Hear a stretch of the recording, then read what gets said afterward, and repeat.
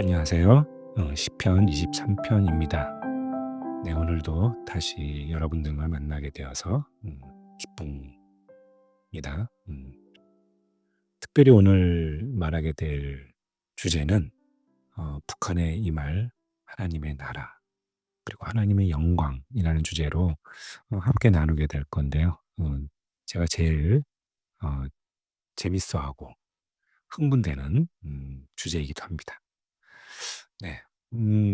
출애굽기의 시작은 이제 우리가 모세로부터 시작이 되었죠. 모세가 태어나고 그리고 이제 성장을 해서 그리고 하나님과 만나게 됩니다. 80 세에 만나게 되죠. 그리고 하나님 말씀에 순종해서 애굽으로 들어가서 이스라엘 백성들을 구원해 냅니다. 그리고 광야로 나오지만 이제 그 광야에서 여러 가지 시험을 당하죠. 네, 예수님이 광야에서 시험을 당하셨던 것처럼. 근데 그 시험에 사실 떨어졌어요, 이 이스라엘 백성들은. 왜냐? 금송아지를 만들었죠. 그리고 그 이외에도 여러 가지 하나님을 배신, 하나님을 믿지 않는 그런 백성이 되었던 것을 하나님이 모세를 통해서 십계명을 주시고 이 성막을 짓게 됩니다. 그래서 오늘은 이 북한 시리즈 마지막 날이 될 것 같고요. 그리고 인제 그 여러분들이 지금까지 들어왔던 그 얘기들이 결국 이 성전, 성막으로 인제 마무리가 되게 됩니다. 네. 성경을 쭉 보면은요. 제가 예전에도 말씀드렸지만은 구약은 다가올 예수님에 대한 예표, 예, 그리고 신약은 그 선지자, 그 구원자가 바로 예수 그리스도하 도다 도 예수 그리스도라는 거를 인제 증거하는 그런 말씀이 되죠. 그리고 신구약을 합쳐서 핵심적인 주제, 핵심적인 단어 하나로 꼽자면 바로 예수님입니다. 근데 이게 궁극적으로 그러면 성경은 무엇을 말하고 싶은가라고 얘기했을 때 사실은 하나님의 나라이죠. 하나님이 통치하시고 하나님이 모든 것을 운영하시는 그 나라의 저희가 일부가 되는, 이게 성경이 하고 싶은 실체적인 내용이 됩니다. 그래서 이 출애굽기에서는요. 이제 성막을 만드는 게 단순히 어떤 물리적인 그걸 만드는 이거에 집중돼서 보게 되면은 그 내면에 깔려 있는 얘기를 바라볼 수가 없습니다. 성막이라고 하는 거는 하나님이 그 성막에 완성된 그 성막에 하나님이 임하시고 내려오시고 하늘로부터 내려오시고 그리고 모세가 하나님과 직접 대화를 하면서 이스라엘 백성들을 어떻게 끌고 나가서 이 백성들을 구원하는지, 그리고 가나안 땅, 하나님이 약속한 그 약속의 땅으로 어떻게 가는지를 보여주는 그 사건이라고 정의할 수가 있죠. 그래서 간혹 어 이 하나님이 명령하신 그 가나안 땅을 들어갔으니까 인젠 거기서 젖과 꿀이 흐르는 땅이고, 그리고 그 땅에서 인제 풍요롭게 사는 것을 인제 약속하신 걸로 우리가 해석을 할 수 있지만 사실 그게 핵심이 아니고요. 가나안 땅에 세워질 하나님의 통치, 그리고 인제 성막에서 성전으로 다윗 왕과 솔로몬 왕으로 이어지는 이 성전을 건설하고 거기에 하나님이 임하시게 되는 거죠. 이것이 하나님이 예표하고 있는 그 성전의 가장 완벽한 모습을 비춰주고 있다라는 겁니다. 그리고 이것은 하나님의 나라가 임했을 때 하나님의 통치가 어떻게 온전하게 나타내어지는지를 보여주고 있는 샘플과도 같은 거죠. 근데 구약에서는요. 그 재미난 거는 이 완벽하지가 않아요, 항상 모든 게. 솔로몬이 죄를 짓고 또 결국은 하나님을 배신하게 되죠. 그러니까 타락이라고 하는 게 다시 옵니다.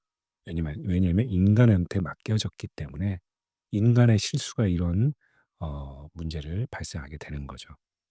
그래서 사실 모세로부터 시작된 신정 통치가 마지막에 끝나는 게 언제냐면은 바로 다윗 왕을 세운 사무엘이 그 신정 통치가 끝나고 그때 상황을 보면은 하나님이 극구 반대를 하세요. 사무엘한테 아주 그냥 통렬하게 얘기를 하십니다. 울분을 토하듯이 말씀하시는데 "너희들은 왜 왕을 원하느냐? 그 왕이 얼마나 너희 백성들을 괴롭게 하고 힘들게 할 건지를 하나님이 다 설명을 해 주는데 그래도 이스라엘 백성들은 옆에 주변에 있는 민족들이 모두 왕정 통치를 하고 있기 때문에 자기네들도 그렇게 해 달라고 아주 조릅니다. 졸라서 인제 세워진 게 사울이고 그다음에 인제 다윗 왕으로 이어지게 되는 것이죠. 그리고 마지막에 다윗 왕과 솔로몬이 실패했던 그런 하나님의 통치가 언제 회복이 되느냐? 바로 예수님을 통해서 회복이 되는 거죠. 그래서 신약에서 예수님은 왕과 제사장으로 왔을 때 그 왕이라고 하는 게 인제 하나님의 나라의 실질적인 권력자가 되시고 그리고 통치하시게 되는 그 근본적인 배경이 되게 됩니다. 그래서 이 성막을 짓는 것을 끝으로 인제 이게 출애굽기가 마무리가 되는데요. 그러면 이게 인제 북한엔 그 임한 임할 그 하나님의 나라에 대해서 우리가 어떻게 바라봐야 하느냐. 요것을 오늘의 핵심적인 내용이 될 건데요.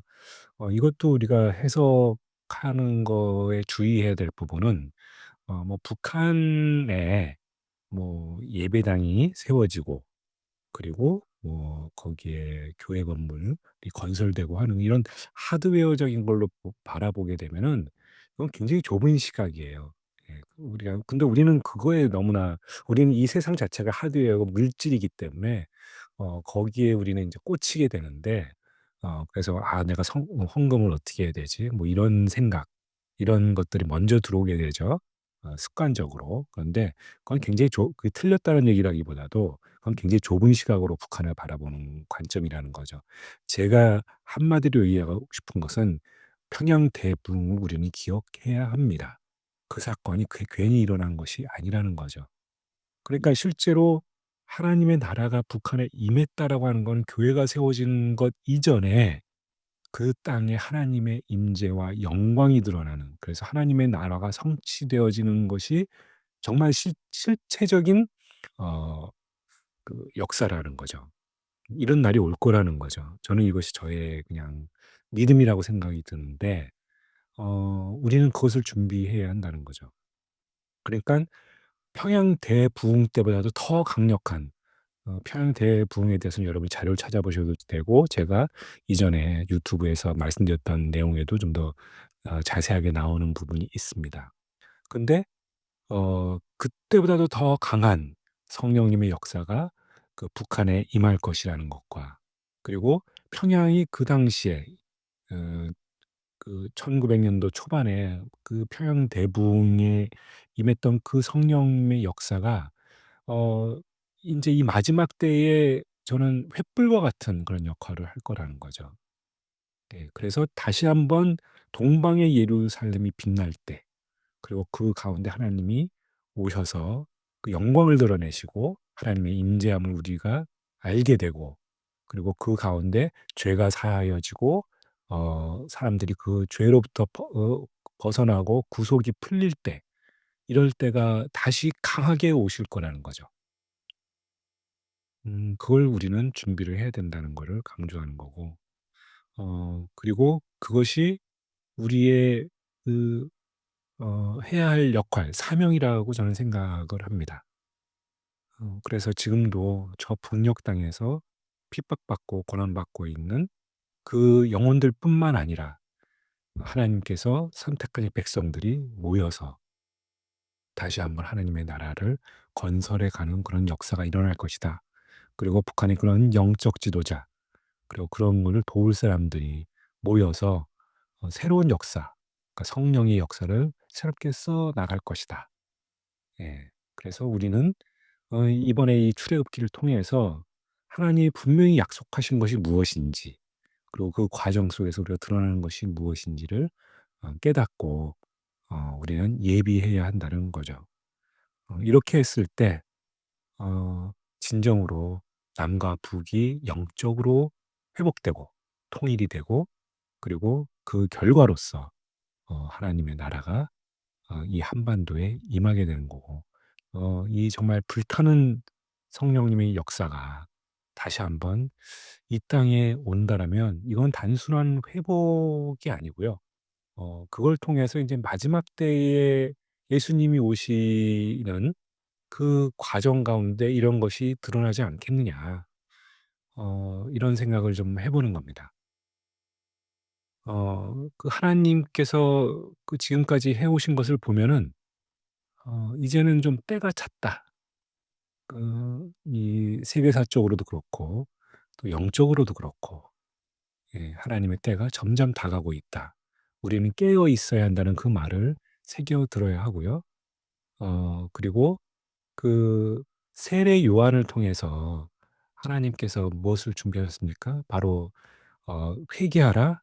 하나님의 나라가 임할 것이다."라고 하는 그 메시지가 그냥 헛되게 나온 것이 아니라 지금 이 순간 우리가 다시 회개의 역사를 통해서 저 땅이 회복되는 그런 엄청나게 큰 사건들이 다가오지 않겠느냐, 그런 생각을 좀 해 봅니다.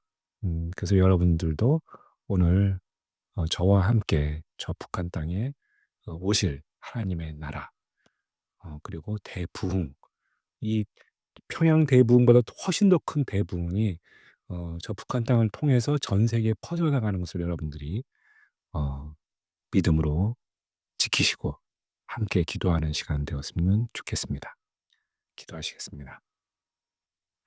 아버지 하나님, 오늘 북한에 임할 하나님의 나라의 주제로 함께 나누었습니다.